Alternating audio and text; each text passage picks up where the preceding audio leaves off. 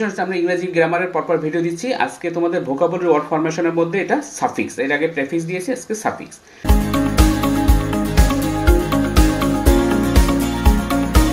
দেখো কাইন্ডনেস, এই মূল শব্দটা, কাইন্ড হচ্ছে মূল শব্দ আর নেসটা হচ্ছে সাফিক্স। দেখো কাইন্ড কথাটার সঙ্গে একটা নেস অংশ যোগ করে নতুন ওয়ার্ড সৃষ্টি হয়েছে। এই কাইন্ড মানে হচ্ছে দয়ালু আর কাইন্ডনেস মানে দয়া।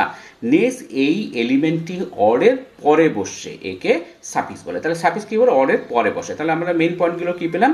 সাফিক্স ওয়ার্ডের পরে বসে, সাফিক্স যোগে ওয়ার্ডের অর্থ বদলে যায়, সাফিক্স বসলে ওয়ার্ডের পার্টস অফ স্পিচ বদলে যেতে পারে। উদাহরণ দিলে বুঝে যাবে।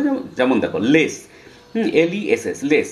দেখো ফিয়ার, ফিয়ার মানে কি? ভয়। ফিয়ারের পরে দেখো ফিয়ারলেস, ভয়হীন, এই সাফিক্সটা যোগ হয়েছে।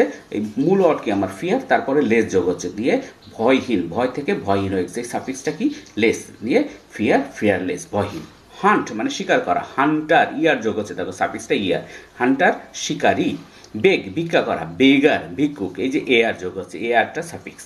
সেল সমুদ্র যাত্রা, সেইরর নাবিক। অ্যাবসেন্ট অনুপস্থিত, অ্যাবসেন্টি অনুপস্থিত ব্যক্তি, এখানে ডবল ই, এটা হচ্ছে আমার সাফিক্স।